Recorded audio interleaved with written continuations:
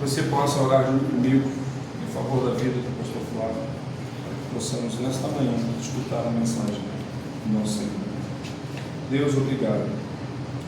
Seja com teu filho, traga, Senhor Jesus Cristo, na memória dele tudo aquilo que ele estudou, para que a tua igreja venha sair totalmente diferente como entrou. Sair daqui, Senhor, alimentados. Sair daqui, Senhor Jesus Cristo, totalmente, ó Pai querido, diferente, Pai. Uma mente, ó Pai eterno, mudada, com os ouvidos abertos, com os olhos abertos, ó Deus. E que possamos sair daqui, ó Pai querido, falando da tua boa nova. Seja conosco. Louvado que seja, Senhor Jesus Cristo, o teu nome nesta manhã. Nos alimente, pois necessitamos de ti, através da vida do teu filho. Fale conosco, em nome de Jesus. Amém.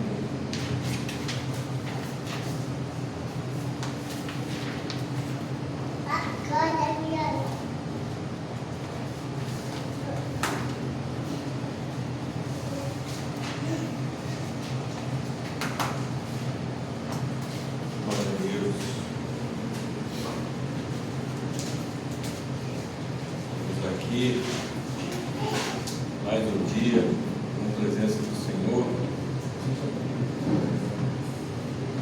cantando os louvores ali. Sempre muito bom estar entre os irmãos para podermos louvar esse Deus maravilhoso. Hoje nós vamos dar continuidade ao Evangelho de Marcos. Nós vemos fazendo essa exposição já há algum tempo. Estamos seguindo e agora vamos para o último terço do Evangelho de Marcos, que começa a partir do capítulo 11 e vai até o capítulo 16. Nesse terço, considerado o terço mais importante, é quando se começa a falar sobre a Semana da Paixão, sobre o que Jesus veio para fazer, o seu propósito, tudo aquilo que ficou oculto aos olhos daquelas pessoas do primeiro século, que muitas vezes fica oculto a nós quando estamos iniciando a leitura bíblica. Ele começa a se revelar a partir dessa unidade de pensamento que se inicia no capítulo 11 e vai até o capítulo 16. O interessante é que Marcos, ele resume praticamente aí nesses 5 capítulos como se fosse uma semana. Você pega aqui do verso 1 até o verso 20, ele está falando em torno de 3 dias, e depois ele começa a acelerar, e como se em 3, 4 capítulos ele falasse de 1 dia e meio. Então ele condensa as coisas de uma forma que, como se estivesse dando importância maior a essa semana, que a gente chama de Semana da Paixão. O interessante é que quando você lê os outros evangelhos, seja Lucas no capítulo 19 ou João no capítulo 12, nós talvez percebemos que esse tempo não se refere somente a uma semana, porque João vai mostrar que cerca de 4 meses mais ou menos Jesus passa ali, e algumas referências bíblicas nos mostram isso, que como Jesus fala em Marcos 14, 49, todos os dias eu estive com vocês ensinando no templo, e vocês não me prenderam. E outras referências, como ao cair da tarde saíam da cidade e voltavam. Jesus estava em Betânia, mas ia praticamente a Jerusalém todo dia. É o que nós vemos ali, tanto em Lucas quanto em João. E Marcos, de uma certa forma, condensa tudo como se fosse uma semana. Alguns estudiosos vão dizer que Marcos queria que toda essa missão da paixão, da Semana da Paixão, estivesse condensada em uma semana, para que a igreja pudesse, durante aquela semana, retratar todos os feitos numa sequência lógica. Mas também Marcos tinha um propósito de alcançar aquelas pessoas que estavam ali, gentios em Roma, de uma forma que não ficasse tão extenso. Então, um evangelho mais condensado, um evangelho menor, no sentido de que ele coloca as coisas de uma forma muito mais rápida, para que as pessoas entendam o propósito realmente de Jesus. Hoje nós vamos ler o início desse capítulo 11, que vai do verso 1 ao verso 11, que ele é chamado em muitas Bíblias como a entrada triunfal de Jesus em Jerusalém. E quando a gente fala de entrada triunfal, nós pensamos em diversas coisas, né? Eu me lembro, assim, desde que criança, né, que a gente observava às vezes o casamento. Quem se lembra do casamento, que é mais antigo, o casamento da princesa Diana, aquele cortejo real todo, aqueles preparativos, e ficava aquela semana se falando daquilo, aquelas pessoas tinham aquela vontade de assistir, e as pessoas iam para a rua para ver aquela carruagem real passar, e aquela entrada triunfal daquela noiva. E muitas vezes também, quando a gente se lembra, a gente vai ver aqueles filmes de imperadores romanos, quando eles voltavam das batalhas e eles venciam as batalhas, e eles entravam naquele corredor ali em Roma, triunfante, muitas vezes com aquelas pessoas que foram conquistadas, acorrentadas, com aquelas pessoas ali seguindo para mostrar um triunfo realmente. E essa é a visão da gente, né? Do cortejo real, da entrada triunfal. A gente sempre pensa numa forma grande, numa forma diferente. E o interessante é que ao longo do tempo essas coisas vão perdendo um pouco de sentido. Não sei se vocês têm percebido, mas esses filmes que falam de conquistas, as pessoas têm cada vez menos interesse. Os casamentos reais, nós tivemos aí dois casamentos recentes, não tiveram toda aquela pompa que tinha antigamente. As pessoas começam a perder o interesse. Mas o interessante é que, por mais que essas entradas triunfais representem o mundo, elas têm um fundo de verdade que provam que, se elas realmente começam a perder o sentido ao longo dos anos, deve existir uma entrada triunfal que nunca perde seu sentido. Porque as coisas do mundo, elas são passageiras. Os sentimentos vêm e vão, os valores vêm e vão na sociedade, e muitas vezes se perdem, e a forma de pensar das pessoas vão mudando, mas a nossa forma de pensar como cristãos nunca muda. Nós somos fiéis a essa palavra que o Mestre nos deixou, e hoje nós vamos entender por que eu estou falando disso. Vamos ler a palavra do Senhor. Assim diz em Marcos 11: quando se aproximavam de Jerusalém, de Betfagé e Betânia, junto ao Monte das Oliveiras, enviou Jesus 2 dos seus discípulos e disse-lhes: ide à aldeia que aí está diante de vós, e logo ao entrar achareis preso um jumentinho, o qual ainda ninguém montou. Desprendei-o e trazei-o. Se alguém vos perguntar por que fazeis isso, respondei: o Senhor precisa dele e logo o mandará de volta para aqui. Então foram e acharam o jumentinho preso junto ao portão do lado de fora, na rua, e o desprenderam.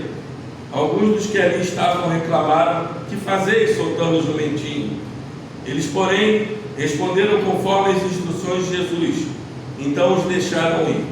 Levaram o jumentinho, ao qual puseram as suas vestes, e Jesus o montou. E muitos estendiam as suas vestes no caminho, e outros ramos que haviam cortado dos campos. Tanto os que iam adiante dele, como os que vinham depois, clamavam: Hosana, bendito que vem em nome do Senhor, bendito o reino que vem, o reino de Davi nosso pai, Hosana nas maiores alturas. E quando entrou em Jerusalém, no templo, tendo observado tudo, como fosse já tarde, saiu para Betânia com os 12. Até aí. Amém. Esse texto, ele apesar de curto, ele tem muito significado, porque Jesus já vinha naquela sequência de todo o seu ministério, praticamente 3 anos já se passaram, e ele vinha discipulando os apóstolos, ele vinha fazendo milagres, ele vinha mostrando coisas verdadeiras e mostrando a verdade àquelas pessoas. Muitas daquelas pessoas que não entendiam verdadeiramente a lei de Deus começaram a ver sentido em determinadas coisas. Mas o mais interessante é que nós, seres humanos, somos seres visuais. Nós olhamos para a Bíblia, a primeira coisa que a gente vê é a gente se focar nos milagres, é a gente se focar no que Cristo realmente está fazendo e não no que Ele está ensinando. E Jesus veio para ensinar, como a gente lembra lá em Marcos 1, quando os seus discípulos que estão ali ao lado dele, Jesus, muitas pessoas estão te procurando, há muitos enfermos, muitos doentes, para o Senhor curar, e ele responde aos seus apóstolos, diz assim: vamos para outro povoado, porque eu não vim para isso. Jesus fazia milagres? Sim. Jesus curava? Sim. Jesus expulsava demônios? Sim. Mas a principal missão dele era ensinar. Ele veio para trazer a verdade. Ele veio para dizer: eu sou o caminho, a verdade e a vida. E dessa forma Jesus segue a todo momento, desde o capítulo 1, quando Marcos começa a falar, convergindo para esse momento. Convergindo para esse momento que ele sabia que teria que entrar em Jerusalém. Ele sabia que ele teria que ser julgado tanto pelos judeus quanto pelos gentios, quanto também por todo mundo, porque Jesus não passaria só pelo julgamento de Deus, ele passaria sobre o julgamento dos homens, tanto os judeus quanto os gentios. E todo o foco dele, quando você vai vendo a caminhada de Jesus desde o princípio, o seu olhar está focado na cruz. Quando Jesus é tentado no deserto, Satanás tentou tirar ele do foco da cruz, para que ele tivesse soberba, concupiscência dos olhos, da carne, soberba da vida. E ele a todo momento resiste, porque o foco dele era morte e ressurreição. Morte e ressurreição, cruz. Eu vou para a cruz e nada muda meu objetivo. E esse texto é o início disso. É o início, quando eu digo, porque ele está entrando. Você vai lembrar que no texto passado em que preguei, nós falamos do cego de Jericó. Nós falamos de Jericó, a cidade que era uma cidade como a última estação, a última passagem para que se chegasse a Jerusalém. E a cidade já estava cheia e muitas pessoas já estavam ali recebendo. E João vai dizer que a cidade já estava cheia de peregrinos quando Jesus chega para recebê-los. E todos aquelas pessoas recebiam os peregrinos de uma forma muito alegre. Muitos eram amigos, muitos se encontravam ali. A cidade era boa para comércio, a cidade era boa para hospedagem, para todas as coisas. Todos os judeus acima de 25 anos, eles tinham obrigação de estar na festa da Páscoa. Então, judeus de todas as épocas, sejam idosos, crianças ou qualquer, eles se dirigiam a Jerusalém, porque era a festa que recordava. A festa da Páscoa era a festa que recordava a libertação do Egito. Isso na cabeça deles, até hoje, quando você conversa com um judeu ortodoxo, a Páscoa para eles é a coisa que tem o maior sentido, porque ali eles foram libertos da opressão, e ali eles seguiram em direção à terra deles, a terra que foi dada por Deus. Apesar de peregrinar ali 40 anos no deserto, eles recebem a terra, e aquela terra que é entregue nas mãos dos judeus, eles até hoje permanecem, saíram, voltaram e continuam. Então, para eles, isso tem um significado muito importante. E Jesus, a todo momento, tinha esse foco: eu vou para a cruz, eu vou morrer. E às vezes você para pensar quão estranho é para nós olhar. E muitas vezes a gente olha para um rei e fala assim: o rei vai entrar. Se eu falar hoje para vocês, um rei está vindo assistir o nosso culto, todo mundo vai querer colocar a melhor roupa, todo mundo vai querer estar com o melhor da educação, todo mundo vai querer, muitas vezes até se prostrar, em reverência, chamar vossa reverência, a forma de tratamento muda. Mas o interessante é que nosso rei tem algumas coisas que a gente vai trabalhar nesse texto que diferem totalmente do mundo. O texto começa dizendo: quando se aproximavam de Jerusalém, de Betfagé e de Betânia, junto ao Monte das Oliveiras, enviou Jesus 2 dos seus discípulos. Aqui nós começamos a ver, e como eu falei, ele está indo em direção a Jerusalém, e muitas pessoas, às vezes, que conhecem Jerusalém hoje, e a estrada ali para Betânia, hoje a estrada que existe lá é uma estrada diferente da época romana. Essa sequência que nós vemos ali, Jerusalém, Betfagé, Betânia, ela é invertida hoje, porque foi construída uma nova estrada naquela região. Mas o importante é você saber que esses pequenos povoados estão conectados com Jerusalém. Betânia fica a cerca de 3 quilômetros de Jerusalém. E Jesus, nesse período que João comenta que ele estava ali em Jerusalém, ele ia e voltava nessa estrada praticamente todos os dias. Muitos vão dizer que Jesus tinha muita similaridade com o que ele via nessa estrada, que Jesus praticamente conhecia as pessoas, conhecia as casas, conhecia o caminho. Mas nós começamos a ver nesse texto o início, que aqui diz: Jesus envia 2 dos seus discípulos. Todos os mensageiros, como nós vamos ver nos evangelhos, eles geralmente eram enviados de 2 a 2. Em um texto anterior, no capítulo 6, nós vemos que Jesus envia de 2 a 2 ali para pregar o evangelho, para falar, para curar. E aqui da mesma forma Jesus envia 2 para descer, porque assim que ele chega no Monte das Oliveiras, o seu intuito era que ele reunisse aqueles seus discípulos que estavam com ele, separou 2, disse: desçam para aquela aldeia que está diante de vós. Essa aldeia que está diante de vós poderia ser Betfagé, poderia ser até Betânia, poderia ser Baurim, a gente não sabe qual, e não sabe a identidade também dos discípulos, mas nós sabemos por que esses discípulos foram enviados. Eles foram enviados porque Jesus diz: ide à aldeia que aí está diante de vós, e logo ao entrar achareis preso um jumentinho, o qual ainda ninguém montou, desprendei-o e trazei. Muitos vão dizer que Jesus já sabia que aquele jumentinho estava lá, porque ele passava todos os dias ali. Outros vão exaltar mais a soberania, a onisciência de Jesus, porque ele sabia que aquele jumentinho estaria ali. Não importa como você pense, o que importa é que você tenha em sua mente que nós temos sim um Deus Todo-Poderoso na carne de Jesus, e nós temos também um homem fraco na divindade de Jesus.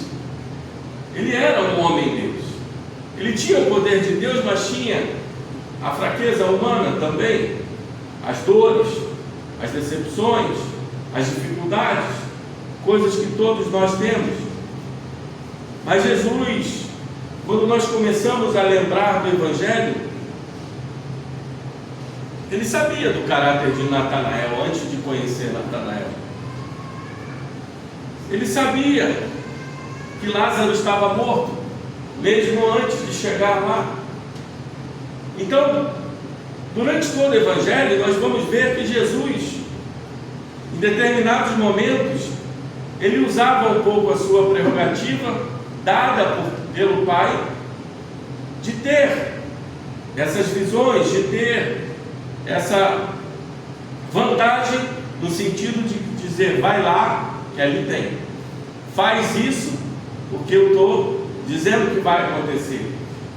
Isso mostra um pouco essa união indivisível de homem e Deus, que ele, apesar de estar caminhando como homem, agindo como homem, ele ainda tinha algumas prerrogativas de Deus que ele usou durante todo o seu ministério. E aqui ele diz: olha, tem um jumentinho lá, vai lá. E o interessante é que ele fala assim: se alguém vos perguntar por que fazeis isso, respondei: o Senhor precisa dele, e logo mandará de volta para aqui. Jesus já sabia que aquelas pessoas iam reclamar. E às vezes, se você para pensar que aquele homem provavelmente era o proprietário do jumentinho, tinha outros jumentos ali. Por que Jesus queria um jumentinho? Por que ele queria aquele? E o texto vai nos dizer que esse jumentinho nunca havia sido montado. Nós vamos ver em Lucas, em João, que esse jumentinho estava ali, era filho de uma jumenta, como Marcos bem diz aqui no finalzinho do texto, como Zacarias já o tinha profetizado. Nós lemos aqui, antes de começar, o texto que é a base para entender isso. Em Zacarias 9:9, nós temos um texto que diz assim: alegre-se muito, cidade de Sião, exulte, Jerusalém, eis que o seu rei vem a você, justo e vitorioso, humilde, montado no jumento, um jumentinho, cria de jumento.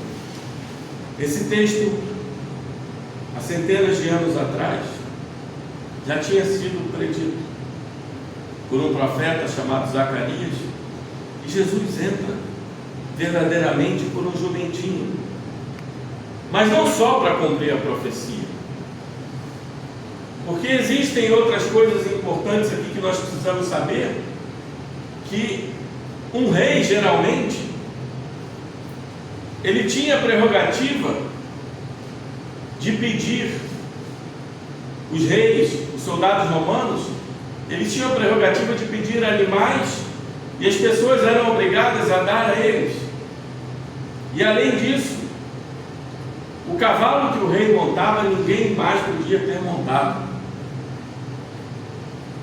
O animal que um rei montava, ninguém podia ter montado antes.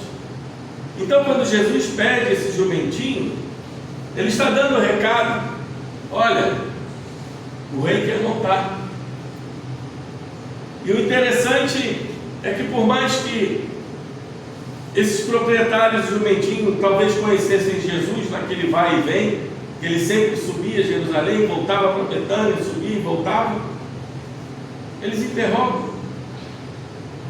Em outro evangelho, João vai dizer que eram os próprios proprietários que interrogaram: o que fazem soltando esse jumentinho? E eles falam assim como Jesus pediu a eles: o Senhor precisa dele, e logo mandará de volta. Essa palavra Senhor aqui é uma palavra que reflete um pouco da autoridade de Jesus, porque quando esses homens interrogam: por que soltais o jumentinho?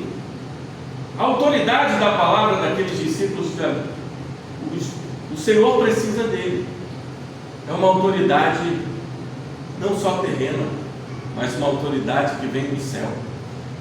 E aquele homem não questiona mais, e aquele jumentinho é levado, e desprenderam ele. E o interessante é que esse jumentinho é colocado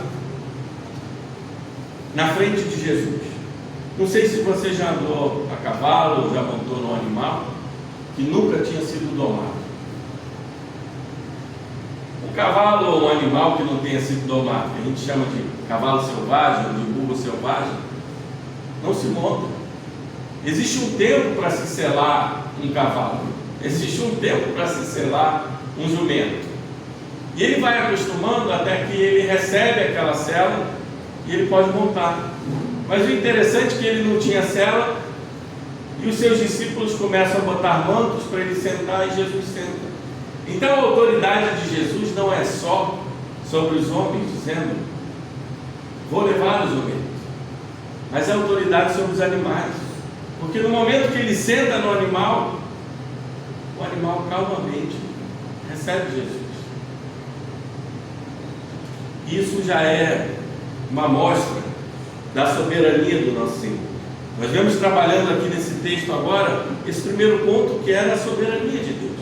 A soberania de dizer, eu cheguei em Jerusalém com um propósito, e esse propósito é uma soberania, não só que vem do alto, de meu Pai, mas é um propósito que eu tenho que dominar sobre os homens, eu tenho que dominar sobre os animais, eu tenho que mostrar a minha soberania indo para a cruz. E o segundo ponto que eu quero trabalhar aqui com vocês é que Jesus, quando pede alguma coisa, ele está sempre focado naquele propósito de seguir. Muitas vezes nós não entendemos a vontade de Deus para as nossas vidas. Muitas vezes a gente para, pensa, diz assim, o que Jesus quer de mim? O que Deus quer de mim? Porque Ele me pede uma coisa que não é o que eu queria fazer. Mas o olhar de Jesus é sempre para frente. Os discípulos olhavam para aquela situação e tentavam olhar para aquela situação, mas não viam o propósito maior. O problema do ser humano é esse, é que nós não conseguimos enxergar o maior propósito. O problema é que a gente não consegue enxergar o que Deus quer fazer nas nossas vidas. O problema é que o ser humano é muito visual e é pouco sensitivo. Isso deve à nossa herança adâmica, de concupiscência da carne, concupiscência dos olhos, soberba da vida. Essa herança que a gente leva conosco. Porque se estivéssemos sob o Espírito de Deus em todas as coisas, entenderíamos melhor. Porque o apóstolo Paulo vai dizer na carta aos Coríntios que as coisas do Espírito só se discernem sob o Espírito de Deus, e as coisas da carne se discernem sobre a carne. E o interessante é que depois que eles respondem e eles montam, Jesus monta ali naquele jumentinho, a gente começa a entender. Talvez alguns tenham lembrado desse texto de Zacarias, que falasse assim, olha, o Messias montaria no jumentinho. E talvez a reação de alguns tenha sido adepta ao que aconteceu ali, mas outros se juntaram àquela multidão apenas para louvar, como mais um mestre que estava chegando na cidade. E assim é verdadeiramente nas nossas vidas hoje. Muitos vão à igreja porque sabem que estão diante do seu Salvador, diante do Criador, diante do Deus do universo, e outros vão somente pelo ato de louvar, de comemorar, de receber uma bênção. Essa multidão representa muito para nós. Essa multidão representa porque, por mais que existam muitas pessoas, essas muitas pessoas muitas vezes não estão coadunadas com o pensamento de Cristo. E assim também é na igreja. E o interessante que eu quero falar com vocês agora aqui é que existe uma sequência de coisas que acontece aqui a partir do capítulo 8, depois que Jesus o monta, e muitos estendiam suas vestes no caminho, e outros ramos que haviam cortado dos campos. Essas vestes no caminho vão representar uma coisa que a gente vai trabalhar aqui e falar Mas eu quero que vocês primeiro lembrem o texto que está em 1 Reis, no capítulo 1, dos versos 32 a 48, que vai dizer assim: disse o rei Davi: chamai Zadok, o sacerdote, Natã, o profeta, e Benaia, filho de Joiada.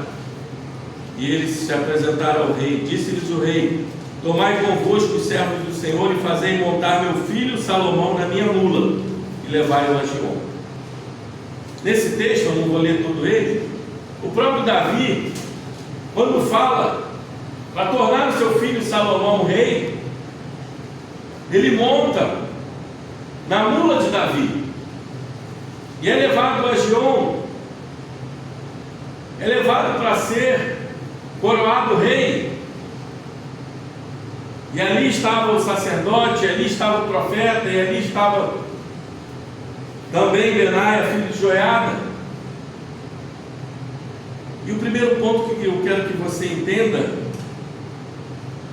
é que Jesus está cumprindo aquela profecia de Zacarias, mas Jesus também, como filho de Davi, aquele título messiânico que nós já estudamos aqui anteriormente, ele aparece. Salomão era o filho de Davi carnal, e ele montou numa jumentinha para ser coroado rei. E Jesus, como filho de Davi escatológico, também monta nessa jumentinha, muitos sem entender, mas ainda para ser coroado rei. E quando a gente vai ler que muitos estenderam seus mantos pelo caminho, eu quero que você entenda que o manto era não somente algo que cobria as pessoas, que dava uma certa importância, mas o manto era algo que representava a identidade daquelas pessoas. Você vai lembrar em alguns momentos do Evangelho que Jesus fala de duas capas. Jesus fala desse manto que não só cobria as pessoas, mas que levava honra muitas vezes às pessoas. E olha o que as pessoas estão fazendo diante de Cristo: estão tirando os seus mantos. Os seus discípulos primeiro tiram os seus mantos e colocam sobre o jumento, e muitos outros estão tirando os seus mantos e colocando no chão, para que Jesus possa passar. Existe um texto também em 2 Reis, capítulo 9, versículos 12 e 13, que é a coroação de Jeú como rei de Israel, que diz assim: mas eles disseram, é mentira, agora faze-nos saber, o te pedimos. Então disse Jeú: assim e assim me falou ao saber, assim diz o Senhor, ungi-te rei sobre Israel. Então se apressaram e, tomando cada um o seu manto, os puseram debaixo dele, sobre os degraus, e tocaram a trombeta e disseram: Jeú é rei. Esse texto é muito interessante, que quando você lê, Jeú está sendo coroado rei de Israel, numa época que logo depois de Acabe, aquele rei maligno, aquele rei que era casado com Jezabel, aquele rei que levantou altares de idolatria durante todo o momento de seu reinado, junto com aquela rainha ímpia, que só queria ver o mal dos profetas. E Jeú é um rei que vai derrubar esses altares de idolatria. Jeú é um rei que vai matar Jorão, Acasias, todos aqueles que se opunham a Deus. Então, primeiro, nós vemos Jesus entrar no jumentinho, assim como Salomão, o maior sábio da humanidade. Jesus entra no jumentinho. Agora nós vemos o próprio Jesus como se estivesse representando aquela coroação real que aconteceu com Jesus. Mas o que eu quero que você pense aqui é que esse nosso rei que está sendo coroado, ele, além de ser o mais sábio, o seu reinado veio para derrubar altares de idolatria. O seu reinado veio para destruir todos aqueles que se oponham verdadeiramente a Deus.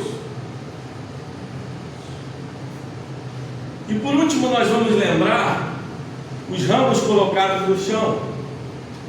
Isso lembra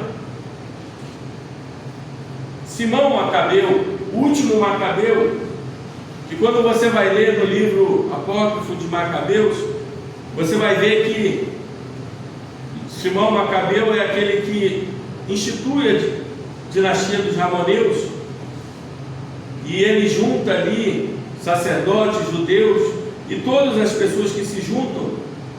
Eles declaram Simão como governante e sumo sacerdote até que um novo profeta venha.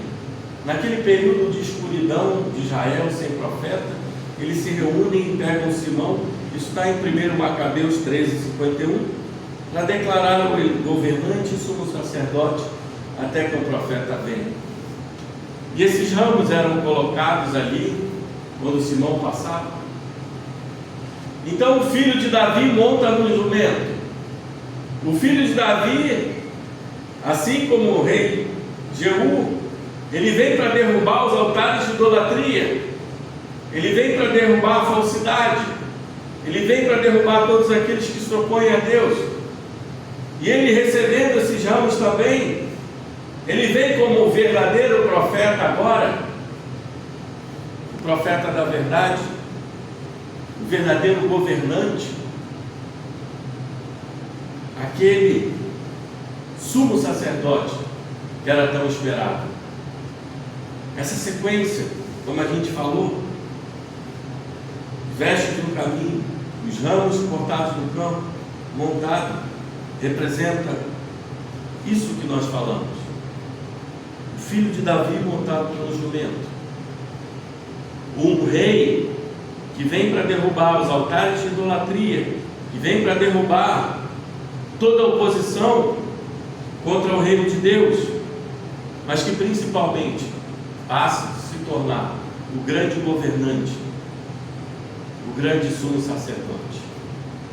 Não mais Simão Macabeu, mas Jesus. E o texto continua dizendo que tanto os que iam adiante, como os que vinham depois clamavam: Hosana, bendito que vem em nome do Senhor. Quando você vai ver isso no hebraico transliterado, diz assim: Roshuana, Baruch Haba Bishem Adonai. Esse Roshua é o mesmo radical de Jesus, que é Yehoshua, né? E é o mesmo radical de Josué também, que era Oshua, que significa salvação. Então, quando eles estão gritando Hosana, ou Roshuana, como o judeu falava, ele está falando: salva-nos, salva-nos.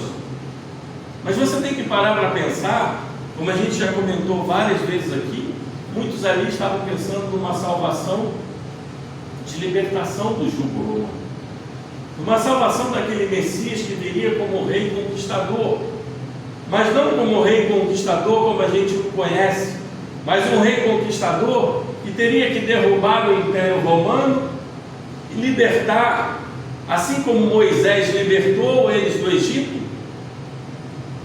esse novo Messias libertando eles do jugo do Império Romano.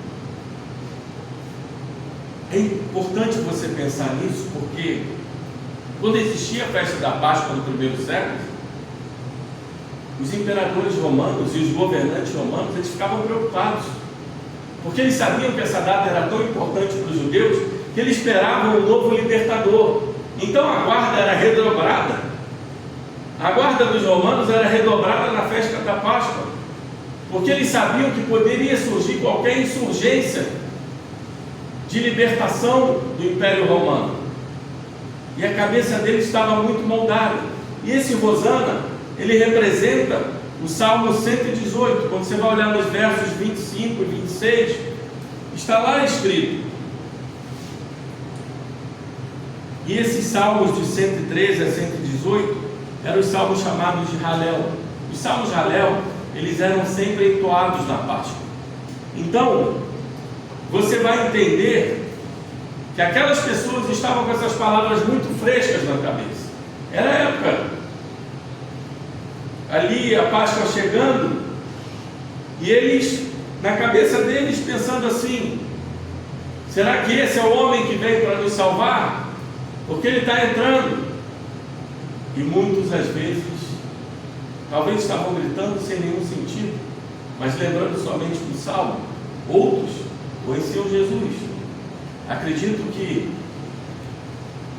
Bartimeu, que viu a glória de Deus, muitos que foram salvos, como Lázaro, muitos que tiveram curas, e eles sabiam que isso era prerrogativa do Messias. Acredito que muitos desses estavam ao lado de Jesus gritando: Hosana, como salva-nos, porque o Senhor é o Deus verdadeiro, o Senhor é aquele que veio para nos salvar, porque nós vimos a tua glória, a glória como unigênito do Pai. Mas outros estão ali somente como salva-nos, salva-nos, liberta-nos desse poder romano, mas não conseguiam enxergar a profundidade da salvação de Jesus.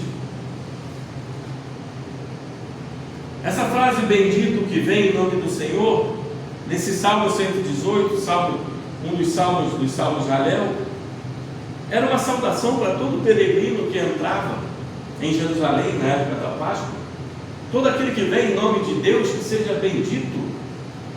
Todo aquele que vem em nome do Senhor, que seja bendito, porque Deus está aqui nessa festa. Deus está aqui para nos lembrar que Ele é o nosso Salvador, que Ele nos tirou do escravo, do jugo, da escravidão do Egito.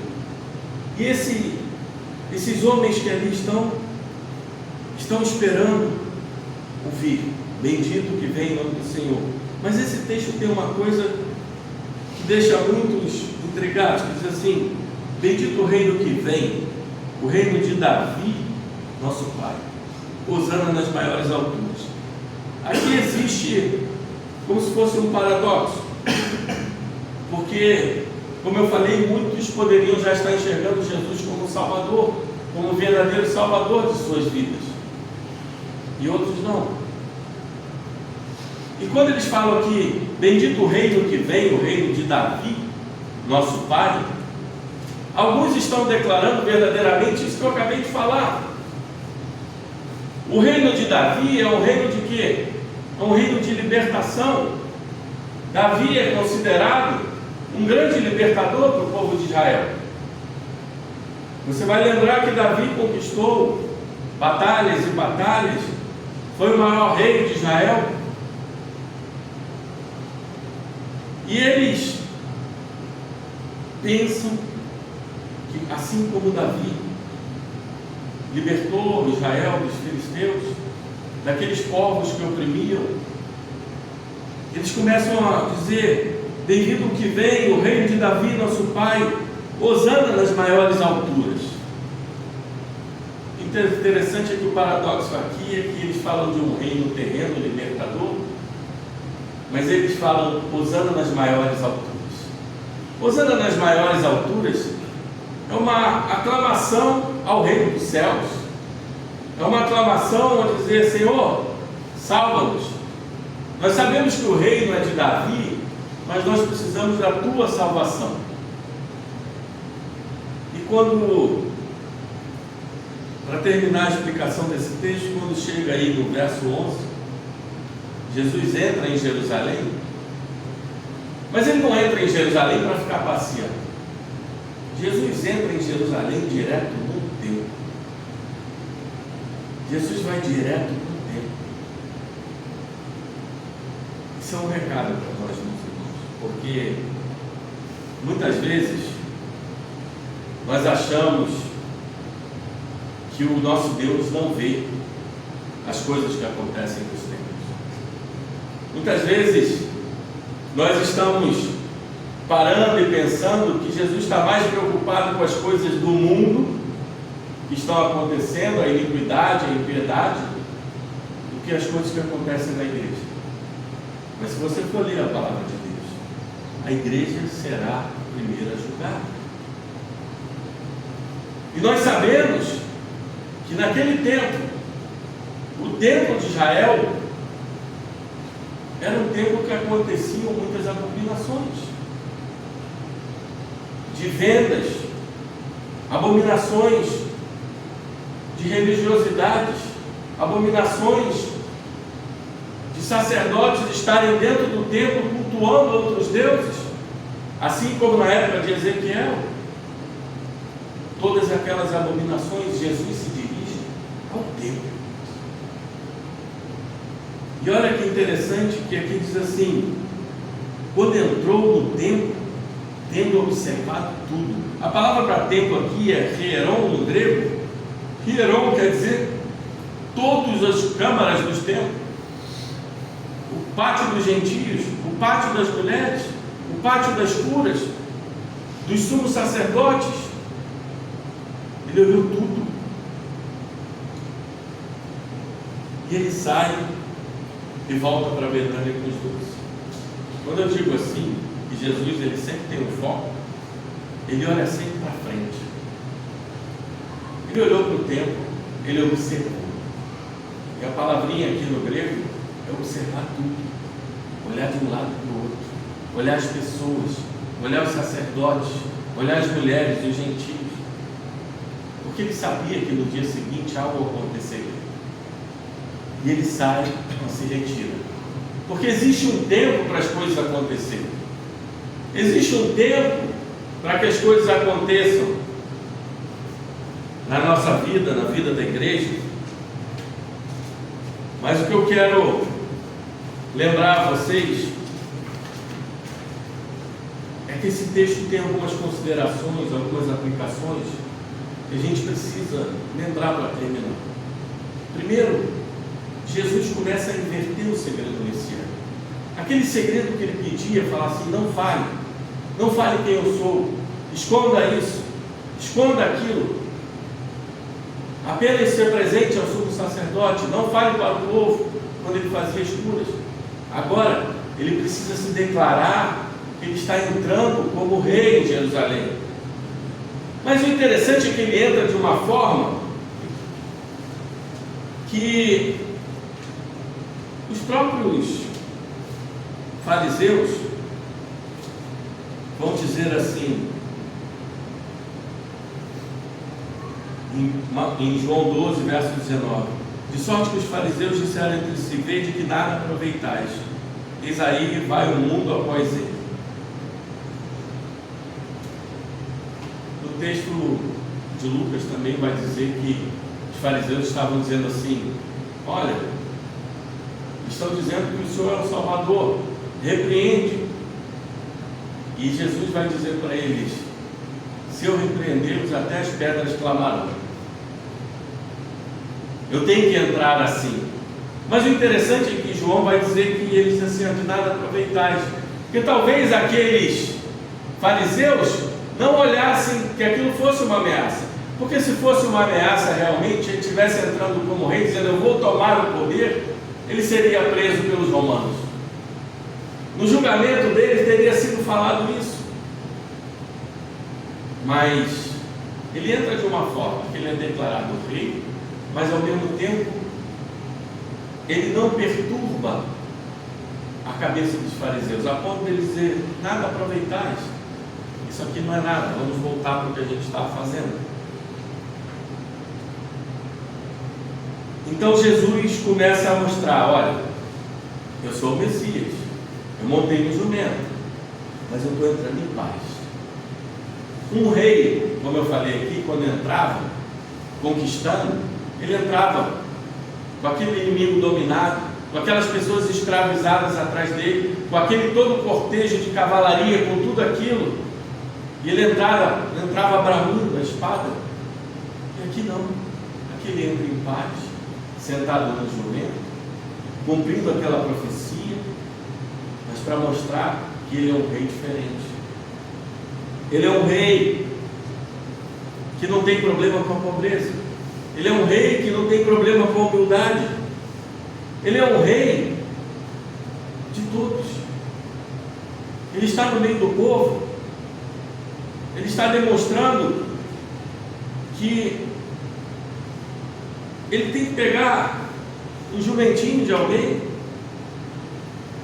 prerrogativa de Jesus era tão importante que Maria nunca tinha concebido e o ventre dela foi preparado para ele. Jesus monta nesse jumentinho que nunca havia sido montado, e depois Jesus é enterrado num túmulo que nunca havia sido usado. Então tudo estava pronto para ele. Mas esse rei tem uma peculiaridade, porque ele é o Messias humilde. Ele é o Messias que entra para nos salvar, e muitos estavam querendo ser salvos daquela opressão romana, daquela dificuldade que eles tinham de lidar com os romanos. Apesar dos romanos deixarem os judeus cultuar o seu Deus, eles tinham alguns embates entre eles, e eles não aguentavam mais estar sob o jugo de alguém, porque Israel sabia que eles vieram não para estar sob o jugo de alguém, mas somente sob o jugo suave de Deus. Mas aqui a história se move da alegria equivocada, que é muitos que estão aqui, Hosana, salva-nos, liberta-nos do Império Romano, para uma sequência, mais para frente nós vamos ver, da morte na cruz, e a alegria que vem depois, que é a alegria verdadeira, de saber que verdadeiramente temos um rei, mas é um rei salvador. E é interessante que Zacarias 14, verso 4, vai dizer que esse rei ficaria sobre o Monte das Oliveiras. E é quando a gente vê realmente que Jesus parte do Monte das Oliveiras em direção ao templo. Tem um livro do Jonathan Edwards que eu gosto muito, que é A Excelência de Cristo, um livro fininho, mas bom de ler, que ele tem uma frase que ele diz assim, fazendo uma análise que Jesus era rei, ele coloca palavras que fazem a gente ter uma reflexão muito interessante. Olha o que Jonathan Edwards medita no sermão dele. O leão se sobressai por sua força e pela majestade de sua aparência e rugido. O cordeiro chama a atenção pela brandura e paciência. É sacrificado como alimento para a fabricação de vestimentas. Mas no texto vemos que Jesus é comparado a esses dois animais, pois as diferentes excelências de ambos conjugam-se nele de forma maravilhosa. Há em Jesus Cristo uma conjugação de excelências tão distintas que, se não fosse nele, nos teriam parecido totalmente incompatíveis em outra pessoa. Aquele que é rei, todo-poderoso, aquele que é um leão, que tem majestade, que tem autossuficiência, ele também é um cordeiro. Ele é humilde, ele é frágil, ele precisa ser imolado, sacrificado. E isso só converge em Cristo.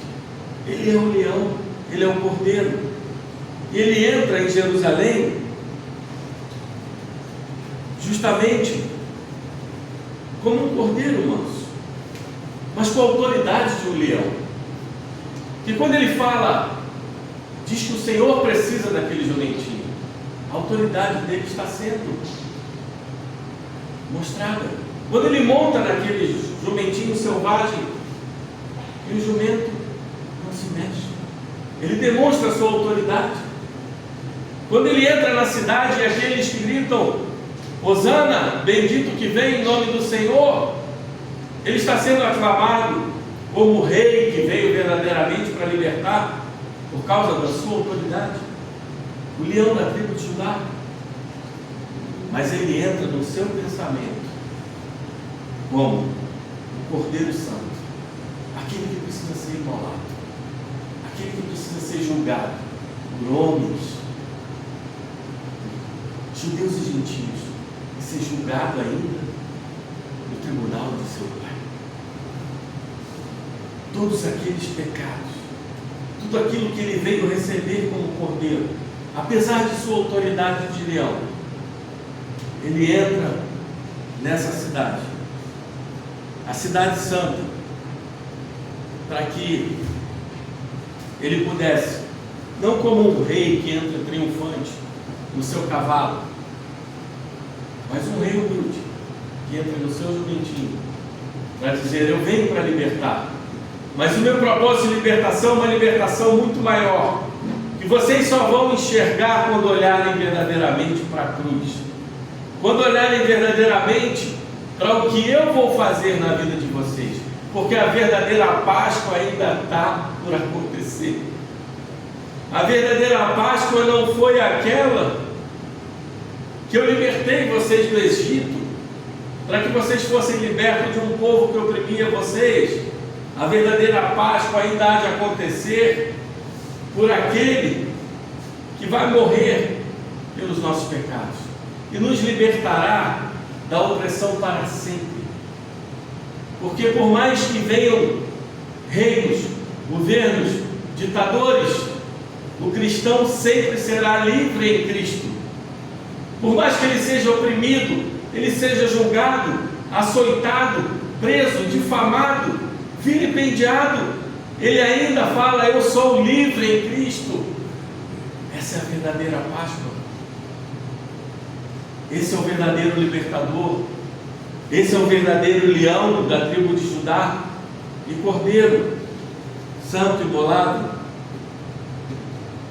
E meus irmãos, esse texto termina em algo muito interessante, porque quando você vê a entrada de um rei, você espera que aquilo tenha um término triunfal, mas Marcos diz assim, tendo observado tudo, como se fosse já tarde, no sentido de que as coisas do templo já estavam terminando,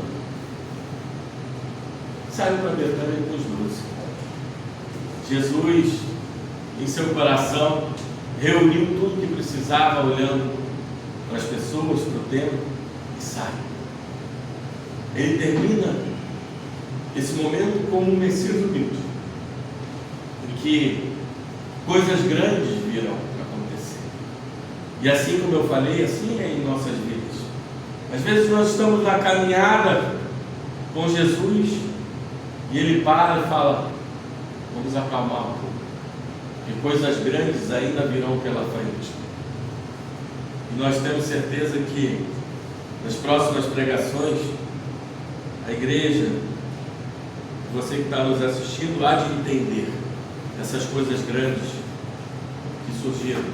E nesse texto, que fique bem claro para você que aquele rei que entrou montado no jumentinho, que aquele rei que as pessoas estenderam seus mantos, dizendo assim: nós estamos nos despojando da nossa honra diante do Senhor, que aquele rei que foram colocados ramos para que ele passasse, para dizer: tu és o nosso governante, o nosso rei, o nosso sumo sacerdote, mesmo sendo aclamado como o bendito que vem em nome do Senhor, aquele que vem para nos salvar, hosana nas maiores alturas, é o rei que entra de forma humilde, é o rei que entra sem chamar a atenção, é o rei que entra na paz, porque ele não veio para fazer estardalhaço, ele veio para salvar pessoas.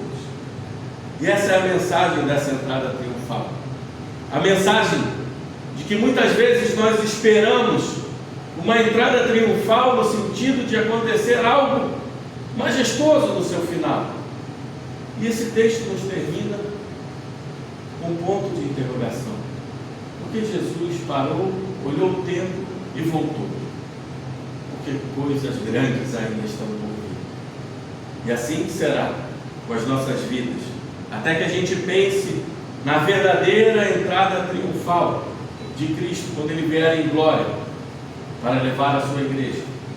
Porque muitos não estão entendendo os tempos, muitos não estão entendendo que o nosso leão da tribo de Judá, o nosso cordeiro santo que foi imolado, aquele que tem as duas naturezas, ele um dia há de voltar para exercer coisas maiores, e nós temos que estar preparados para, quando esse dia acontecer, dizer: hosana, Bendito que vem em nome do Senhor, porque é o dia que todos nós esperamos, para a honra e glória do único Deus.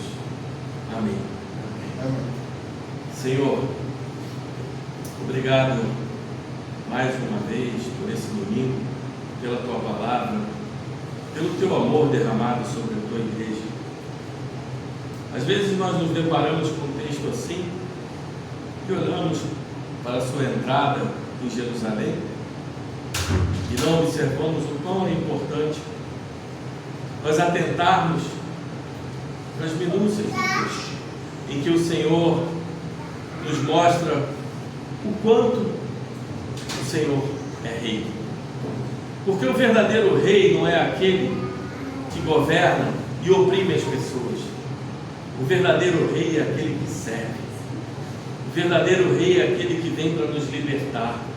O verdadeiro governante é aquele que tem um jugo suave, um fardo leve, que faz com que a gente se sinta protegido, porque a gente tem a plena certeza que diante do Senhor, como tua igreja, assim como o Senhor entrou em Jerusalém e muitas pessoas gritavam: Hosana, bendito que vem em nome do Senhor, nós um dia gritaremos: Hosana, bendito que vem em nome do Senhor, quando o Senhor aparecer glorioso nos céus para buscar a tua igreja. Obrigado, Pai, por esse domingo. Obrigado mais uma vez por ser o leão e o cordeiro, por ser aquele que governa as nossas vidas com majestade, poder, autoridade, mas ao mesmo tempo ser aquele cordeiro manso, nosso sumo sacerdote, que nos abençoa, que nos abraça, que nos ama, que chora conosco, se alegra conosco.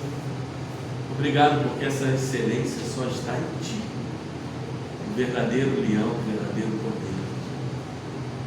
Obrigado mais uma vez por esse culto. É o que oramos em nome de Jesus.